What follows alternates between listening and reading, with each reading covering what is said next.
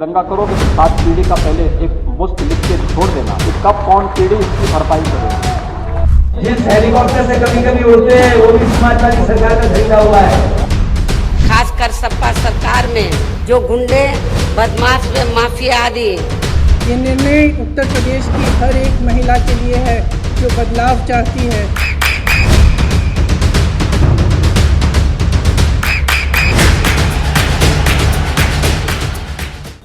नमस्कार, मैं हूं आलोक त्रिपाठी और आज हम बात करेंगे अपने दल की राष्ट्रीय अध्यक्ष और केंद्रीय मंत्री अनुप्रिया पटेल जी से।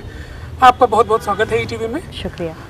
आपका सीटों का बंटवारा काफ़ी मंथन चल रहा था, दिल्ली में काफ़ी बैठकें हो रही थी, पूरा हो गया? शुरुआती चरण की सीटें तो क्लियर हो गई हैं, लेकिन आखिरी दौर की सीटों में अभी कुछ समझ लीजिए पेच फंसा हुआ है, तो अभी मंथन जारी है, उनको भी फाइनल कर लेंगे। शुरुआती चरण की जो सीटें जैसे जैसे हमारी सहमति बनती जा रही है वैसे वैसे हम प्रत्याशी भी घोषित करते जा रहे हैं, तो अभी कुछ समय लगेगा। अंतिम चरण में जिन सीटों पर अभी थोड़ी सी टकराव की स्थिति है वो भी समाप्त हो जाएगी। अभी अपना दल को कितनी सीटें मिली हैं बंटवारे में? नहीं, अभी तो जब तक पूरा बंटवारा ना हो जाए तब तक कोई संख्या स्पष्ट करना मेरे लिए संभव नहीं होगा। अभी कुछ सीटें हमारी, जैसा कि मैंने कहा कि चर्चा में हैं, उन पर थोड़ी सी अभी खींचतान चल रही है। लेकिन एक नंबर तो तय हुआ होगा कि इतनी सीटें तो हमको मिलेंगी बंटवारे में। अभी कुछ सीटें हैं चर्चा के दायरे में, इसलिए मुझे लगता है कि कुछ समय बाद स्थिति स्पष्ट हो जाएगी, तब मैं आपको एक सही आंकड़ा दे पाऊंगी।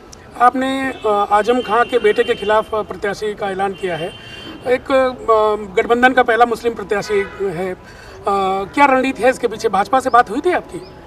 नहीं, देखिए, सीट हमारे खाते में है तो प्रत्याशी हमें तय करना है। भारतीय जनता पार्टी का हमारी सीटों पर कोई हस्तक्षेप नहीं है और ना ही उनकी सीटों पर हमारा कोई हस्तक्षेप है। हमने एक युवा उच्च शिक्षित चेहरे को मौका दिया है और वहाँ का एक प्रतिष्ठित राजनीतिक परिवार है और रामपुर की जनता का उनसे एक जुड़ाव है, लगाव है। तो मुझे लगता है कि एक स्वच्छ और ईमानदार छवि के युवा उच्च शिक्षित चेहरे को हम अगर मौका देते हैं तो रामपुर की जनता निश्चित रूप से इस बार परिवर्तन करेगी। आप गठबंधन की एक बहुत तेज तर्रार नेता हैं, आप युवा हैं। अभी पहले और दूसरे चरण का प्रचार बहुत तेजी से चल रहा है, आप प्रचार में अभी वहाँ नहीं दिखाई दिए। देखिए, ऐसा है कि हमारे अभी जो कैंडिडेट हैं, उधर एक सीट पर जो हमारे कैंडिडेट हैं उन्होंने अभी नामांकन अपना दाखिल किया है और हमारे जो कार्यकर्ता हैं वो निरंतर उधर प्रचार में लगे हुए हैं। और आप जानते हैं कि बहुत कोई बड़ा कार्यक्रम तो हम लोग नहीं कर सकते हैं, लेकिन वर्चुअल मोड पे हमारी पार्टी एक्टिव है और बाकी फिजिकल मीटिंग इलेक्शन कमीशन की बाध्यताओं के बीच में हमारी पार्टी भी आयोजित कर रही है। तो ये तो तय हुआ होगा कि एक दूसरे के कैंडिडेट के लिए प्रचार करेंगे, तो मेरा प्रश्न यही था कि भाजपा के लिए प्रचार करने आप वहाँ पे? नहीं, देखिए, बातचीत चल रही है, प्रचार की, कैंपेन की भी एक रूपरेखा पूरी तैयार की जा रही है, क्योंकि अभी हम सीटों के बंटवारे के मसले में थोड़ा सा अभी उससे निपटारा नहीं पा सके हैं। तो मुझे लगता है कि कुछ समय बाद जो हमारा एक संयुक्त कैंपेन होना है उसको भी हम प्रारंभ कर देंगे। आपके पार्टी का जो एजेंडा है, स्वाभाविक बात है कि जो अभी चुनाव के बाद ये घोषणा पत्र आएगा जो भारतीय जनता पार्टी का, आपका जो अपना दल का जो एजेंडा है वो शामिल रहेगा? सरकार बनेगी तो उसको पालन करेंगे? देखिए, ऐसा है कि पिछली बार तो भारतीय जनता पार्टी के साथ हम मिलकर चुनाव लड़े, लेकिन सरकार बनी, भारतीय जनता पार्टी के पास अपना बहुमत था, हम साथ में ज़रूर रहे। इस बार हम फिर साथ में मिलकर चुनाव लड़ रहे हैं और समय समय पर क्योंकि अपना दल ने सदैव ही दबे कुचले वर्ग के लिए काम किया है, तो हमारे पिछड़े, दलित, कमज़ोर वर्गों के हितों से जुड़े हुए जो मसले आते रहते हैं, पहले भी हम भारतीय जनता पार्टी के साथ बात करके उनका निपटारा करते रहे हैं और भविष्य में भी उन मसलों पर निरंतर हमारी बातचीत, संवाद और सरकार में रहकर एक हमारा जो सकारात्मक हस्तक्षेप होना चाहिए जिससे समस्याओं का समाधान हो, वो निरंतर जारी रहेगा। आप संसद में बहुत बेबाकी से अपनी बातों को रखती हैं। राजनीति में आना आपका एक दुर्घटनावश था, अचानक आपके पिताजी के साथ हादसा हुआ और आपको राजनीति में आना पड़ा। आप जिन चीज़ों को, जिन सोच के साथ राजनीति में आई थी, आपको लगता है कि आप वो काम कर पा रही हैं, उस अपनी सोच को पूरा कर पा रही हैं? बिल्कुल। देखिए, अपना दल डॉक्टर सोनेलाल पटेल जी ने बनाया और अपना पूरा जीवन उन्होंने दबे कुचले, पिछड़े, वंचित समाज के हक अधिकार, उनकी भागीदारी, उनके सम्मान के लिए समर्पित किया। हम सभी के लिए वो प्रेरणा पुरुष हैं और उन्हीं के लिए, उन्हीं के विचारों को लेकर हम निरंतर आगे चलते हैं और हमारी पार्टी पूरे समर्पण के साथ सामाजिक न्याय की विचारधारा को और मजबूत करने के लिए और सुदृढ़ करने के लिए काम करती है। इसीलिए मैंने आपको बताया कि जब हम सदन में नहीं थे, विधानसभा में या संसद में, सड़क पर हमारा संघर्ष जारी रहता था। आज हमारी उत्तर प्रदेश के राज्य में उपस्थिति है, हम सरकार में भागीदार रहे, भारत सरकार में भी हम पहुँचे, लोकसभा में पहुँचे। हमने कोई ऐसा फोरम नहीं है जिसको छोड़ा हो। हर फोरम पे हमने निरंतर हमारी पार्टी की जो विचारधारा है उसको लेकर हमने काम किया है और उन मसलों पर हम खड़े रहे हैं। तो मुझे पूरा भरोसा है कि मेरी पार्टी जिन सिद्धांतों पर बनी है उसके प्रति मैंने ईमानदारी से काम किया है और मैं अपना 100% दे पा रही हूँ। मेरा आपकी संतुष्टि से मेरा प्रश्न था कि आप ये जो काम कर रही हैं इससे आपको संतुष्टि मिल रही है कि हम काम कर पा रहे हैं? बिल्कुल, एक बेटी के रूप में मुझे संतोष है कि मैं पिता के आदर्शों को लेकर आगे बढ़ रही हूँ और मेरे पिता की जो एक ये विरासत है संघर्षों की, जिसमें एक व्यापक समाज हित छिपा हुआ है, मुझे लगता है कि ये मेरा सौभाग्य है कि मुझे समाज के दबे कुचले वर्ग के लिए काम करने का अवसर मिला है और अपना दल के माध्यम से मुझे ये अवसर मिला है। तो मुझे पूरी तरीके से संतोष है। मैडम, समाजवादी पार्टी और उसका गठबंधन, स्वाभाविक बात है कि आप जानती हैं कि आपकी माता जी का जो दल है वो समाजवादी पार्टी के साथ है। ऐसे में आपकी पार्टी को या आपके गठबंधन को कोई नुकसान होगा?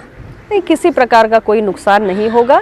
देखिए, हम अपने कार्य, अपनी उपलब्धियों और अपने संघर्ष के आधार पर आम जनमानस, अपने मतदाता, अपने शुभचिंतक और समर्थकों के बीच में निरंतर आज पहले भी जाते थे, आज भी जा रहे हैं और मुझे पूरा भरोसा है कि जिस तरीके से हमने अपने जो हमारे पार्टी के साथ जुड़े हुए लोग हैं, जो जनता है, जो मतदाता है, उनके हितों के लिए जिस तरीके से अपना दल ने और मेरी पार्टी के कार्यकर्ताओं ने संघर्ष किया है, मुझे कोई संदेह नहीं है कि एक बार फिर से अपना दल और भारतीय जनता पार्टी और अब तो एक और सहयोगी हमारे साथ है निषाद पार्टी के रूप में, हम अपने प्रत्याशियों को जहां भी फील्ड करेंगे, जनता का भरपूर आशीर्वाद हमें मिलेगा।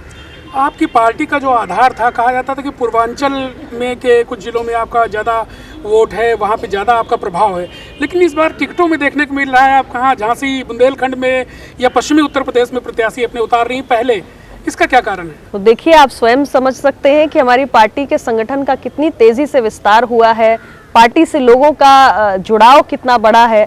आज संगठन पूरे प्रदेश में फैल चुका है और यही कारण है कि पश्चिमी छोर से लेकर अंतिम छोर तक, पूर्वी छोर तक, अलग अलग जिलों में, अलग अलग मंडल में हम विधानसभा की अलग अलग सीटों पर चुनाव लड़ रहे हैं और बड़ी मजबूती से हम अपना प्रदर्शन करने जा रहे हैं और मैं दावे के साथ आपको कह रही हूँ कि एक एक सीट जो अपना दल लड़ रहा है, हर सीट हम जीतेंगे। ऐसा तो नहीं कि आप भाजपा के कैंडिडेट को अपनी पार्टी से समायोजित कर रही हैं? हमारी पार्टी भारतीय जनता पार्टी के कैंडिडेट को कभी नहीं उतारेगी। हमारे पास हमारे आवेदकों की सूची आप देख लीजिए, हमारे यहाँ इतने लोग हैं जो अपना दल से चुनाव लड़ना चाहते हैं और हमारी पार्टी के अंदर जो आवेदन होते हैं, हम अपने कार्यकर्ताओं को और पार्टी के आवेदकों को, पार्टी के जो समर्पित लोग हैं, उन्हीं को मौका देते हैं। अनुप्रिया जी, ये जो राजनीति है, आप पूरे 5 साल सरकार काम करती है, विकास की बातें होनी चाहिए राजनीति में, और जब चुनाव आता है तो बातें होती हैं धर्म की, बातें होती हैं पोलराइजेशन की। इसको आप कैसे देखते हैं? आपको क्या लगता है कि ये सही है या आपका क्या दृष्टिकोण है इस बारे में? अगर मैं अपनी पार्टी की बात करूं,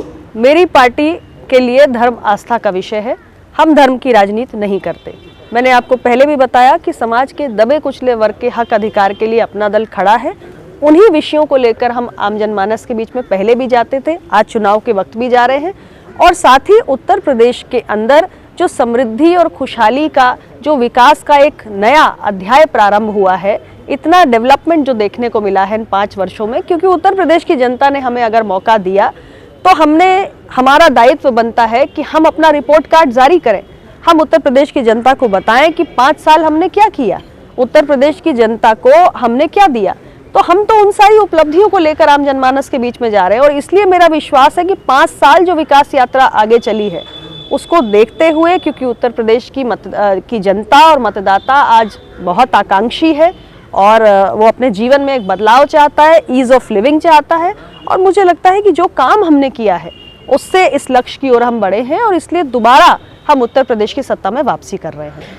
पिछले कुछ वर्षों में ऐसा देखने को मिला है कि जो उत्तर प्रदेश में राष्ट्रीय दलों की अहमियत घटी है। कांग्रेस पार्टी बिल्कुल रसातल में पहुंच गई, बहुजन समाज पार्टी का बुरा हाल है।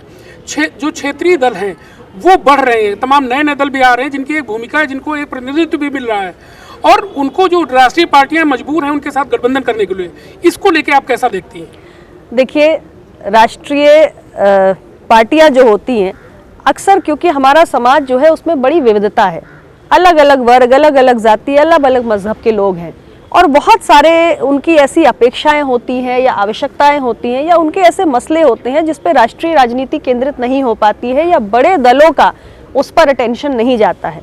छोटे छोटे दलों का जो एक लंबे समय से पिछले कुछ दशकों में आप देख रहे हैं कि उत्तर प्रदेश ही नहीं बल्कि देश के तमाम राज्यों में जो क्षेत्रीय दलों का या छोटे दलों का उदय हुआ है वो इन्हीं आकांक्षाओं को राष्ट्रीय राजनीति के केंद्र में लाने के लिए हुआ है।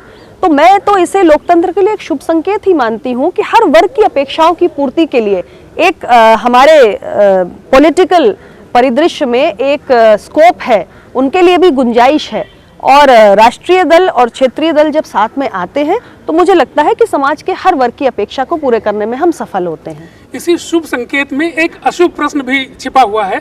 छोटे दलों पर परिवारवाद का प्रश्न उठता है और ये हमेशा ये बातें उठती हैं, ये बातें आपके ऊपर भी ये सवाल आता है, इसको आप क्या कहेंगी?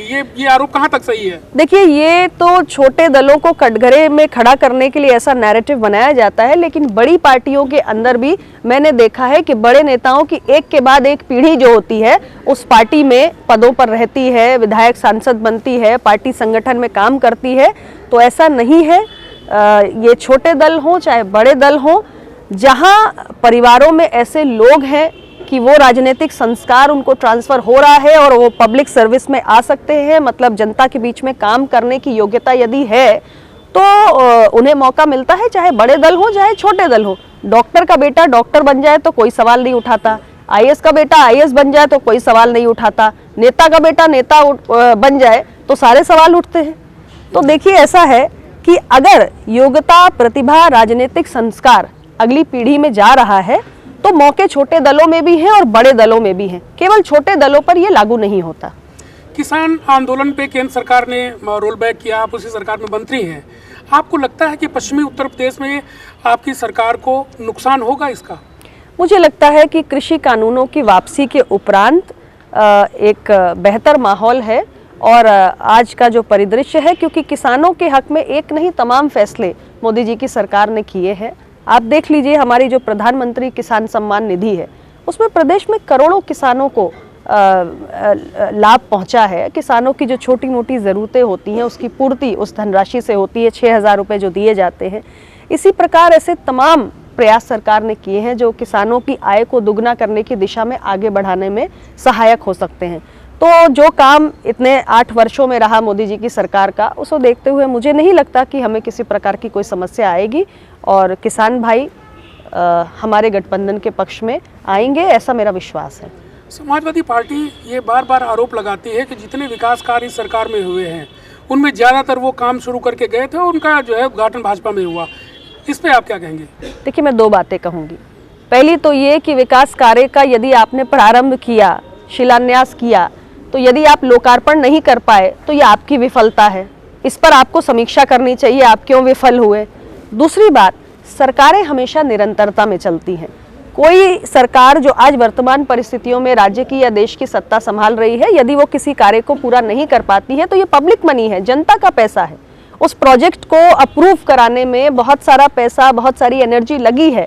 तो अब दूसरी सरकार यदि आ जाती है, दूसरे गठबंधन की या पॉलिटिकल पार्टी की, तो जनता के पैसे की बर्बादी नहीं होनी चाहिए, बल्कि अगर कोई अच्छी परियोजना पिछली सरकार ने प्रारंभ की है तो उसको आगे ले जाकर उस काम को पूरा करना ये हमारा नैतिक दायित्व है। तो ही बातें मैं कहूँगी। जी, अभी पिछले साल सदी की सबसे बड़ी एक त्रासदी कोरोना वायरस के रूप में लोगों ने देखी और ख़ास तौर पे उत्तर प्रदेश में बड़ी संख्या में लोगों की मौत हुई। उत्तर प्रदेश सरकार उसको अपने श्रेय की तरह लेती है कि उन्होंने कोरोना काल में बहुत अच्छा काम किया, जबकि बहुत सारी मौतें हुई। आपको क्या लगता है? देखिए, ये आधुनिक मानव जीवन की सबसे बड़ी त्रासदी थी जो अकल्पनीय है। पूरी दुनिया में किसी ने इसकी कल्पना नहीं की थी और भारत जैसा देश जिसमें इतनी बड़ी आबादी है कि दुनिया के तमाम देश समा सकते हैं, पूरी दुनिया आश्चर्यचकित थी कि भारत ने इसका मुकाबला कैसे किया। हमने दुनिया का सबसे बड़ा टीकाकरण अभियान चलाया।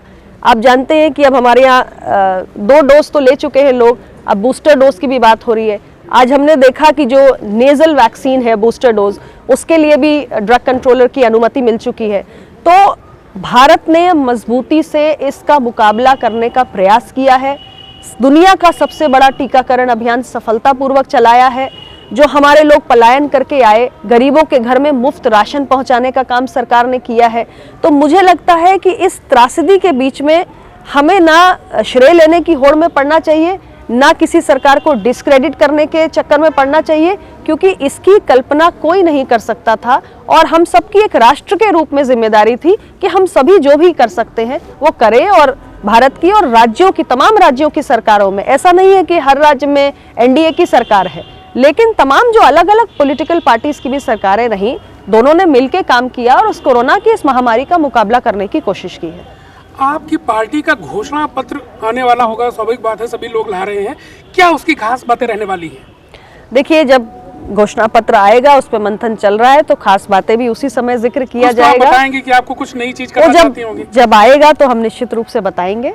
और बस इतना ही कहूंगी कि कमजोरों के लिए अपना दल की लड़ाई जारी रहेगी। कितनी सीटें आपको अनुमान है कि इस चुनाव में भाजपा और गठबंधन कितनी सीटें जीत के आ सकते हैं? सीटों के आंकड़े की चर्चा मैं अभी नहीं करूंगी, लेकिन मैं इतना जरूर कहूंगी कि भाजपा और अपना दल और निषाद पार्टी की यानी एनडीए की सरकार बम्पर जीत की ओर बढ़ रही है।